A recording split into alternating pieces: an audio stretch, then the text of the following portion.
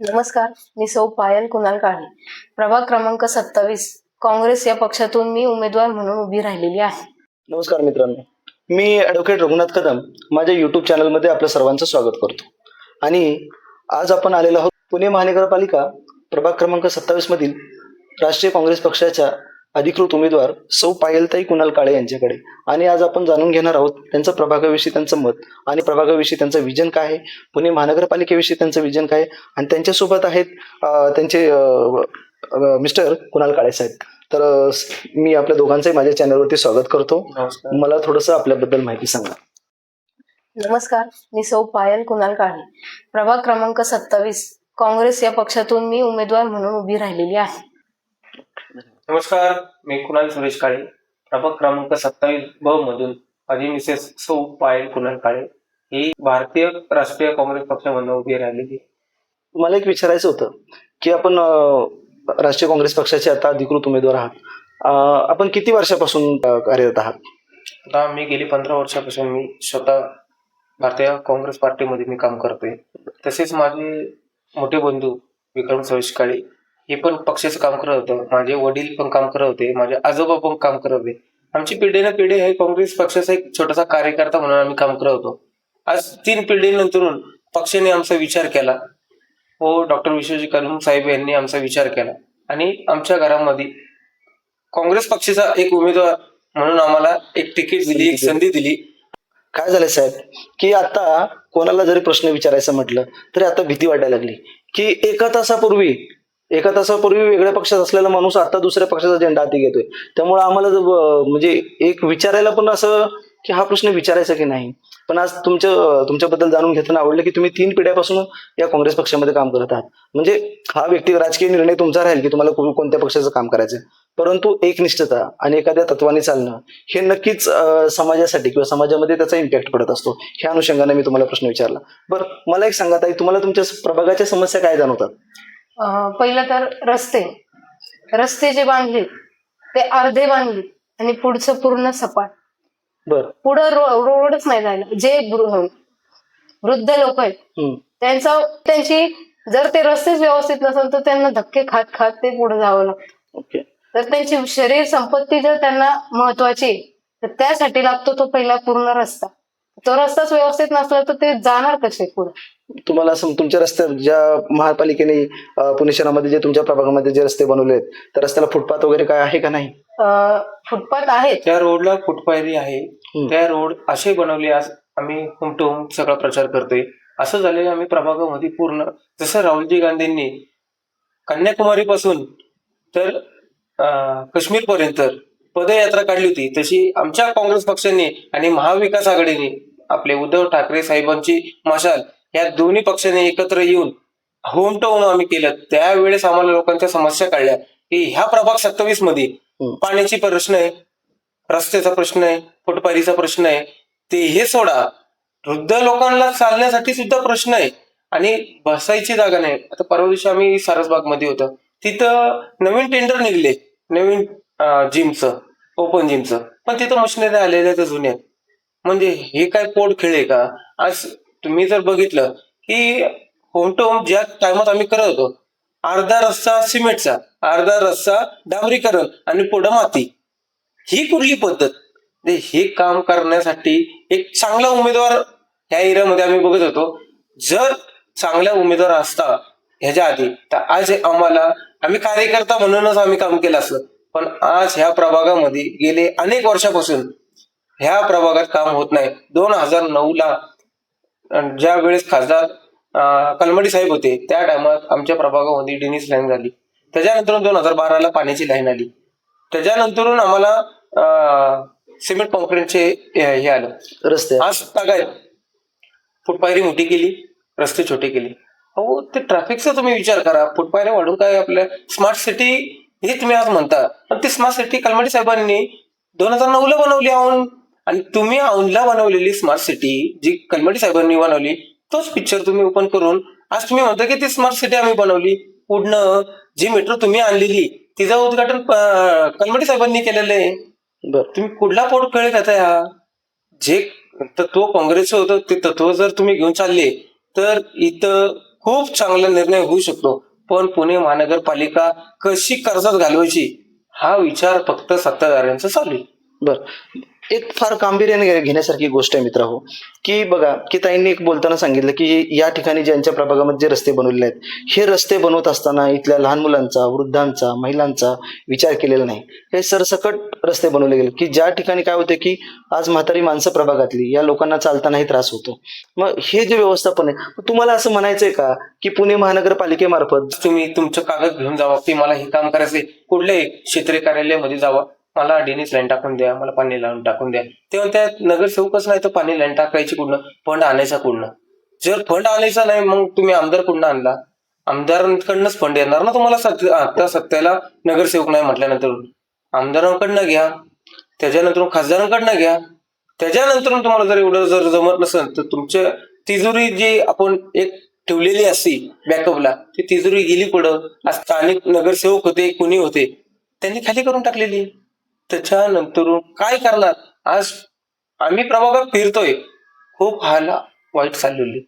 तुम्हाला काय वाटतं की आता तुमच्या प्रभागामध्ये पुणे महानगरपालिकेमार्फत ज्या योजना राबवल्या गेल्या पाहिजेत, म्हणजे वीज असेल, रस्ता असेल, ड्रेनेज असेल, पाणी असेल, याच्यामध्ये समस्या फार मोठ्या आहेत का ह्या? हे सामान्य लोकांना फक्त एवढंच अपेक्षा असते, वीज, पाणी हे अपेक्षित असतं. काय रस्ता, ड्रेनेज लाईन, स्वच्छ. आज तुम्ही जर पावसाळ्याच्या टायमात जर बघितलं तर लोकांच्या घरामध्ये पाणी जातं. आज आंबेलवाडा ज्यावेळेस फुटला होता, कुणी लक्ष दिलं? आज तागायत सीमा भिंत तिथं बांधल्या गेली नाही. ज्या टायमात आपले मुख्यमंत्री देवेंद्रजी फडणवीस साहेबांनी एवढा मोठा निधी पुण्याला पाठवला आणि आमच्या आंबेलवाड्याचं तिथं नाव पण आलं नाही त्या निधीमध्ये. राजेंद्र नगर मध्ये पाणी घुसलं. राजेंद्र नगर मध्ये खूप बिकट अवस्था चालू आहे. आज त्या राजेंद्र नगर मध्ये पाणी गेलं, त्याच्यानंतर कोणी आलं नाही, आले फोटो सेशन केलं, निघून गेलं.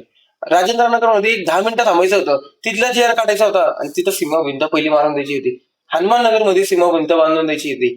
आंबेलवाड्यामध्ये सीमा भिंत बांधून द्यायची होती. असे छोटे छोटे, आम्हाला काही अपेक्षित नव्हते, छोटे छोटे कारण होते. आज तुम्ही नगरसेवक आहेत, तुम्ही आमचे सेवक आहेत. आमचे सेवक म्हटल्यानंतर तुम्ही एक कार्यकर्ता, ठीक आहे, तुम्हाला पुढची सोडायची नव्हती, काय हरकत नाही. तुमचा एक कार्यकर्ता प्रभागामध्ये एक दिवस तरी फिरला पाहिजे होता आठवड्यातनं, की बाबा ह्या एरियामध्ये काय प्रॉब्लेम आहे. होम टू होम जायचं होतं, बाबा प्रॉब्लेम काय, ड्रेनेजचा प्रॉब्लेम आहे, पाण्याचा प्रॉब्लेम आहे, बरं कसला प्रॉब्लेम आहे, घे नाव लिहून, घे तुझी तक्रार लिहून, मोबाईल नंबर लिही, सही लिही. हे जर केलं असतं तर आज सगळ्यात ह्या प्रभागात आम्ही डोळे झाकून त्या उमेदवाराला निवडून आणला असता. त्याला प्रचार करायची गरज नाही. तुम्हाला काय वाटतं आता ते कुठल्या मुद्द्यावरती प्रचार करतात, कुठल्या मुद्द्याने मतं मागतात? मुद्दा फक्त त्यांच्याकडे एकच आहे, हिंदुत्ववादी, दुसरा मुद्दा नाही. मग हिंदुत्वाचा हा जो मुद्दा आहे ह्यानं लोक मतं देतील असं अहो वाटतं? मला एक सांगा, तुम्ही हिंदुत्ववादी करतात, आम्ही कोण आहे? आम्ही पण हिंदुत्ववादीच आहे ना. आज तुम्ही जर आम्हाला म्हणतात की तुम्ही हिंदू नाहीत, मग कशावरनं नाही? आम्ही काँग्रेसवाले आहेत, आम्ही हिंदुत्ववादी, आम्ही सर्व समान धर्म समजतो. आम्ही प्रभागामध्ये वैकुंठ स्मशानभूमी आहे, जी पुणे शहरातली मुख्य स्मशानभूमी आहे. आणि अंत्यविधीचे सगळे जवळजवळ पुणे शहरातले सर्व जे अंत्यविधीचे कार्यक्रम त्या ठिकाणी पार पडले जातात. तर त्या वैकुंठ स्मशानभूमीला मिळणाऱ्या महापालिकेमार्फत मिळणाऱ्या ज्या सोयी सुविधा आहेत त्या पूर्ण आहेत का अपुऱ्या आहेत? माझी ते एक प्रशासनाला एक हात जोडून नम्र विनंती की एकदा तुम्ही वैकुंठ मध्ये या आणि तुम्ही जी करतायत ना ते बघा. भोंगळा पसारा चालू आहे तिथं. तुम्ही आणलेल्या कचरा पेट्या तिथं टाकल्या. सगळ्यात पहिली गोष्ट, कचरा तिथं नेऊन टाकतात. तिथं ठेकेदारी पद्धत 2 ठिकाणी चालू आहे. एक प्रशासनाचे लोक, दुसरे ठेकेदारीची पद्धत. ठेकेदार उचलतो कचरा तिकडे नेऊन टाकतो, तो उचलतो इकडे नेऊन टाकतो. फक्त हा कारभार चालू आहे. दुसरी गोष्ट, ह्या आज तागायत जशी स्मशानभूमी बांधली नवी पेठची, तिथं पाण्याचा प्रश्न होता. आज तागायत पुणे शहरामध्ये अशी एक वैकुंठ नव्हता की ह्या नवी पेठ पेक्षा भारी नव्हती. नवी पेठ ही खूप सुंदर वैकुंठ स्मशानभूमी होती. आज असं झाले, मागच्या 8 वर्षानंतर जे नगरसेवक आले होते ते नगरसेवक आज पण आहेत असं ते गृहीत धरतायत, पण त्या नगरसेवकांनी वैकुंठ स्मशानभूमीचं पाणी बंद केलं आणि 1000 लिटरचे पाणी घातलं. दिवसाला 50 मैतीचं होत असेल. 50 मैतीला एका माणसाला 25 लिटर जर पाणी लागत असेल ते 1000 पाणी कसं पुरेल? जी पाईपलाईन जुनी होती तिला 24 तास पाणी होतं. तुम्ही 24 तास पाणी बंद केलं आणि हे काय कोळ खेळ केला? अहो पाण्याशिवाय टकलं होणार आहे का? पाण्याशिवाय आंघोळ होणार आहे का? जे प्रेत जाळायचंय त्याला पहिलं पाणी पाजावं लागतं घरच्यांनी. आणि मग नंतर जाळलं जातं. आज त्याच माणसाला पाणी नाही तिथं. जेव्हा नगरसेवक होईल ना तेव्हा मी पहिलं पाण्याची समस्या सोडू, बरं 24 तास पाणी अवेलेबल करेन. बरं ताई, मला तुमचं प्रभागाबद्दल सांगा की तुमचा आता प्रभाग कुठून कुठपर्यंत वाढलेला आहे आणि त्या प्रभागामध्ये तुम्ही शेवटच्या मतदारापर्यंत पोहोचलात का? अजून आमचं होम टू होम चौकापासून तर स्वारगेट चौकापर्यंत, स्वारगेट चौकापासून तर पंचमी हॉटेलपर्यंत, पंचमी हॉटेलपासून तर पर्वती पोलीस स्टेशन पर्यंत, दत्तवाडी आर्धी रक्षलेखापर्यंत एवढा आमचा प्रभाग आहे. प्रभागामध्ये फिरतोय आम्ही. आज आमचा फक्त छोटासा टापू राहिलाय, फक्त पर्वती पायथा पर्वती दर्शन हे 2च टापू आमचे राहिले. बाकी सगळ्यामध्ये आम्ही होम टू होम गेलो. राहुल गांधींचा हा विचार आम्ही घेतला आणि जसे राहुल गांधींनी चालत चालत कन्याकुमारी पासून तर काश्मीर पर्यंत गेले, तेच आम्ही सगळं केलं. आज होम टू होम करता करता आज आमच्याकडे आहेत 5 दिवस. 5 दिवसामध्ये आम्ही हा पूर्ण टप्पा बघणार. आज आमच्याकडं प्रत्येक लोकांच्या समस्या आम्ही लिहून घेतलेल्या आहेत की ह्या एरियामध्ये काय. आज तुम्ही जर दर्शन मध्ये जर गेली, पर्वती दर्शन मध्ये, तर तिथल्या पाण्याचा प्रश्न आहे, टॉयलेट बाथरूमचा प्रश्न आहे, रस्त्याचा प्रश्न आहे, डिनिस लाईनचा प्रश्न आहे, खूप अनेक समस्या आहे. ह्या समस्या आज तागात सोडल्या नाहीत. ह्याच्या पुढं हे खुर्ची गरम करणारे हे सोडवणार कधी? आज सत्तेसाठी हे लोकांना काय म्हणतात की मी तुमच्यासाठी, काय हे तुमच्यासाठी नाही, हे खुर्चीसाठी.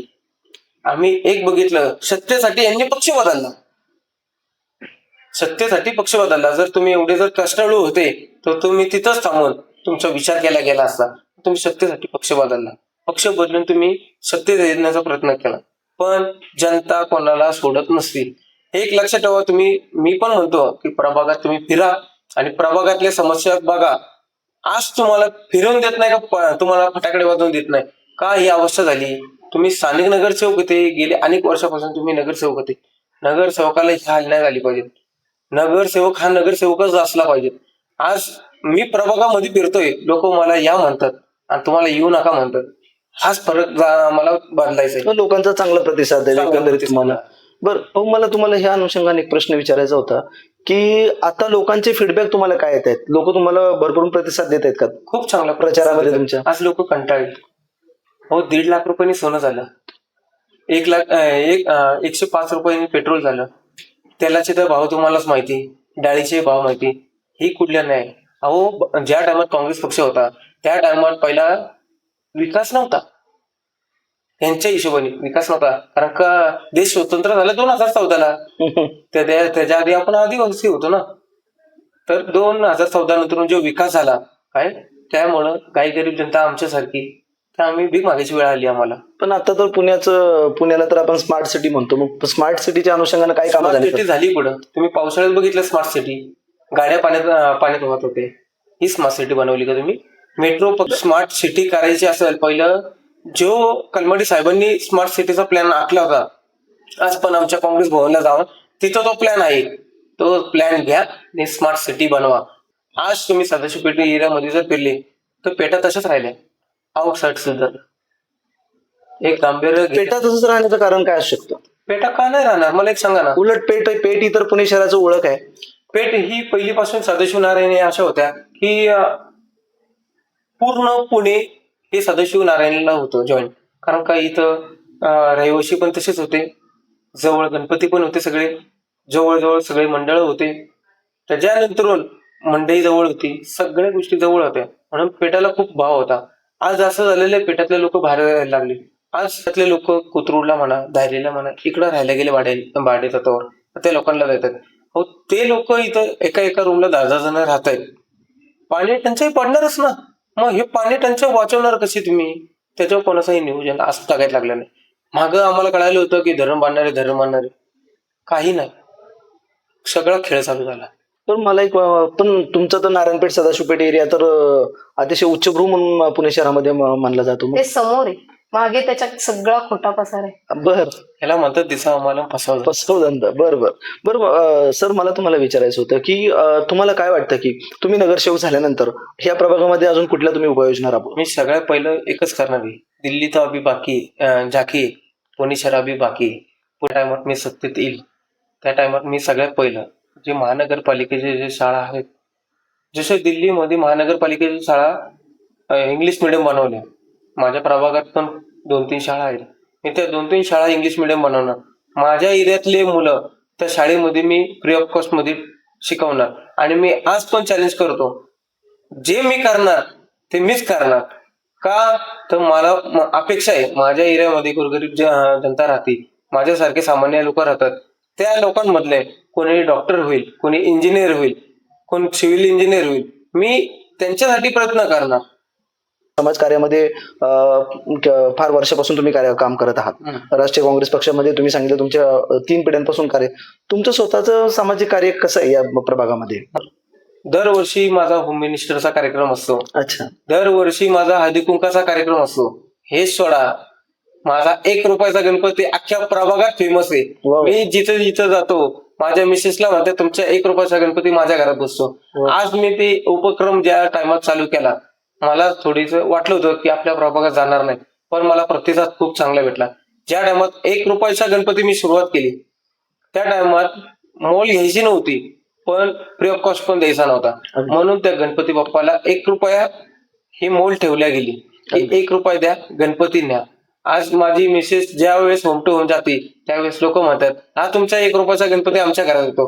आज गणपतीचा जर तुम्ही विचार जर केला, 3-3.5 हजार रुपये एक मूर्ती मिळते. सर्वसामान्य लोकांना एवढी मोठी रक्कम नाही होत. आता लोकांनी सहभाग घेतला की बाबा लोकांपर्यंत 1 रुपयामध्ये गणपती, शेवटी देव आहे, देवाचं मोल नाही करता येत आणि त्याची देवाची आवाच्या सव्वा किमतीमध्ये विक्री करता नाही येत. अतिशय चांगला उपक्रम तुम्ही राबवला तुमच्या ह्याच्यामध्ये. पण मला महानगरपालिकेच्या अनुषंगाने एक प्रश्न विचारायचा की पुणे महानगरपालिकेचं जे प्रशासकीय व्यवस्थापन आहे, त्या व्यवस्थापनामार्फत या प्रभागामध्ये उपाययोजना व्यवस्थित राबवल्या जातात का? नाही राबवलं. का, काय वाटतं एक तुम्हाला? छोटंसं उदाहरण देतो. दत्तवाडी हे आज छोटी वस्ती नव्हे, खूप मोठी वस्ती आहे. तिथं ज्या टायमात लाईटीचा प्रश्न येत होता, लोड शेडिंगचा प्रश्न येत होता, रवी भाऊ आमदार ज्या टायमात काँग्रेस पक्षामधनं झाले, त्या टायमात तिथं मोठा डीपी लावण्यात गेला, सर्वात मोठा. तो डीपी बसवल्यानंतर आज आमच्या पक्षाचा, काँग्रेसचा आमदार निवडून आल्यानंतरून 35 वर्षानंतरून आमचा आमदार आला आणि आमच्या आमदाराने तो डीपी बसवला. आणि ते लाईटचं आज प्रॉब्लेम दत्तवाडी जो एरिया आहे त्यांचा प्रश्न सुटला गेला. जर आमचा काँग्रेसचा आमदार करू शकतो, तर मी एक छोटासा कार्यकर्ता नगरसेवक झाल्यानंतर किती काम करू शकतो ते दत्तवाडीसाठी आणि माझ्या प्रभागासाठी. ह्याचा एक छोटासा उदाहरण मी तुम्हाला सांगितलं. मी ह्या प्रभागामध्ये तुम्ही जर बघितलं ना, तर झोपडपट्टी वसाहत खूप मोठी. जर झोपडपट्टी वसाहत जर सुधारली गेली, आज राजेंद्रनगर मध्ये सॉरी 8-10 लोकांना घरं मिळाली, 10 लोकांचे घरं गायब झाले. आज तुम्ही जर गेले तर तिथल्या 2 बिल्डिंगी ह्या मोकळ्या आहेत. मग त्या जनतेला का नाही दिल्या तुम्ही? त्याला का असं पोरखेळ केला त्यांच्या संघ? नवीन झोपडपट्टी निर्माण करायला? हो, नाही, तिथं तुम्ही हे टाकलं, झोन टाकला की ग्रीन झोन म्हणून. बरं. तिथं तुम्ही ग्राउंड बनवलं. आज सगळ्यात तुम्ही त्या राजेंद्रनगर मध्ये तुम्ही जर नीट बघितलं, तिथं बालवाडी नाही. बरं. समाज मंदिर. पुणे महानगरपालिका मार्फत जो अंगणवाडीचा जो प्रोजेक्ट राबवला जातो, ते अंगणवाडी नाही तुमच्या प्रभागामध्ये? अंगणवाडी नाही. पत्र्याचे 4 पत्रे, 4 पत्र्याचे बांधलेले, आणि त्या 4 पत्र्यामध्ये लहान मुलं शिकतात. असं नाही हो. आपली लोकप्रतिनिधींनी काय केलं इथं? त्यांनी केलं ना, ठेकेदारी पद्धत. बर. आले, लुटले, गेले. ताई, तुम्हाला काय वाटतं? तुम्ही आता नगरसेवक म्हणून काय कराल? लहान मुलांसाठी पहिली अंगणवाडीची सोय करावी, कारण इथं अंगणवाडी हा प्रकारच नाही. बर. लोक घरात म्हटलं तरी घेतायत अंगणवाडी. अच्छा. हो. बर. आज एक आहे 10वी नंतरून MSCIT, MS office, tally, DTP हा खूप म्हणजे 11वी इथल्या मुलांना अपेक्षित असतं की कमी खर्चामध्ये पुढे भेटेल, शाळेचा खर्च कुठं कमी होईल. मी आज पण सांगतो, 10वीतनं 11वी जाणाऱ्या मुलाचे प्रत्येक मुलाचं मी नगरसेवक झाल्यानंतर admission me free of cost मध्येच करणार. त्याच्यानंतरून सामूहिक हॉल चांगला की जिथं बर्थडे पण होऊ शकतो, जिथं लग्न पण होऊ शकतो, जिथं साखरपुडा पण होऊ शकतो, असं एक सामूहिक हॉल. दवाखाना पण फ्री ऑफ कॉस्ट करणार आहे, त्याचं पण माझं प्रिव्हिजन झालेलं आहे. मी ग्रंथालय फ्री ऑफ कॉस्ट काढणार आहे, त्याचं पण प्रिव्हिजन झालेलं आहे. 17 नंबर शाळा जे म्हणतो आपण छत्रपती संभाजी महाराज शाळांची, तिथं ग्रंथालय का नाही होऊ शकत? तुम्ही भाड्याने देऊ शकतात, स्थानिकांना का नाही देऊ शकत? तिथं सामूहिक हॉल पण आहे, तुम्ही तिथं का नाही करू शकत? तेच तुम्हाला रिडेव्हलपमेंटच करायचं नाही, काय तुम्हाला ती शाळाच बंद करायची आणि तुमच्या घशात घालायची. त्याच्यामुळे तुम्ही काय करताय तिथं लक्ष देत नाही. अगदी अशा प्रभागामध्ये खूप शाळा आहेत. दत्तवाडीत शाळा आहे, साने गुरुजी नगर मध्ये शाळा आहेत ना. जर तुम्ही तुमच्या स्थानिक लोकांना जर तिथं जर घेऊन गेले की अरे ती नाही, ही शाळा खूप बेस्ट आहे, हे तुम्ही जर दाखवून दिलं. आज केजरीवाल साहेबांनी पुस्तक नाही दिलं हातात, टॅब दिले, टॅब दिले. टॅबवर अभ्यास करायला शिकवलं. तर केजरीवाल साहेबांचं तुम्ही उदाहरण देताय. केजरीवाल साहेब तर मुख्यमंत्री होते, त्यांना त्या गोष्टी सहज शक्य होत्या. एक नगरसेवक म्हणून तुम्ही नगरसेवक म्हणून एवढा मोठा निधी तुम्ही उपलब्ध करू शकाल का नाही? निधी चोऱ्या करणं बंद करा, निधी उपलब्ध होईल. अगदी अगदी. आज जर ठेकेदार पद्धत जर नाही केली तो निधी उपलब्ध होतो. आज प्रत्येक नगरसेवक 18% 20% घेतो. कशाला घेतात ना, तो तुम्ही जर ते घेतले नाही तर तो रोड, जंगली महाराज रोड 50 वर्ष ओलांडून गेले. 1 रुपया कोणाला न देता, त्यांनी पहिले सांगितलं होतं 1 रुपया कोणाला देणार नाही. 1 रुपया न घेता आज 50 वर्ष जर तो रोड चालू शकतो तर माझा शास्त्रीय रोड का नाही चालू शकतो? अगदी बरोबर, अगदी बरोबर, नक्कीच. तर मित्र हो, आज आपण आलो होतो प्रभाग क्रमांक 27 मधील राष्ट्रीय काँग्रेस पक्षाच्या अधिकृत उमेदवार सौ पायलताई कुणाल काळे यांच्याकडे. आणि कुणाल काळे साहेबांशी पण आपण चर्चा केली आणि त्यांच्या प्रभागाविषयीचं मत जाणून घेतलं. तर नक्कीच त्यांच्याकडे एक चांगलं विजन आहे प्रभागाविषयी. आणि त्यांनी बोलताना सारासार म्हणजे प्रभागाविषयी बोलतानाच त्यांनी इथल्या पुणे शहराची, महाराष्ट्र राज्याची पूर्णपणे परिस्थिती त्यांनी सांगून टाकली की कुठल्या पद्धतीनं या शहरामध्ये ठेकेदारी पद्धत चाललेली आहे किंवा महापालिकेला एक व्यावसायिकतेचं स्वरूप या सत्ताधाऱ्यांनी प्रस्थापित लोकांनी करून दिलेलं आहे. तर आज त्यांनी त्यांच्या सुविद्य पत्नी म्हणजे पायलताईंना त्यांनी निवडणुकीच्या रिंगणात उतरवलेलं आहे. आणि त्यांनी सांगितलं की मी माझ्या प्रभागातील अतिशय शेवटच्या घटकापर्यंतही पोहोचलेलो आहे. तर मी आपल्या दोघांचे आभार मानतो की आपण मला आपली मुलाखत घेण्याची संधी दिली. धन्यवाद. पण आपले आभार मानतो की आपण वेळात वेळ काढला आणि आमची मुलाखत घेतली. खूप बरं वाटलंय आम्हाला की पहिल्यांदा आम्हाला चान्स जो काँग्रेस पक्षाने दिला, काय त्याचं विजन आम्हाला तुमच्या समोर मांडता आलं आणि जनतेसमोर मांडता आलं. त्यासाठी मनापासून आपलं आभार मानतो मी. धन्यवाद.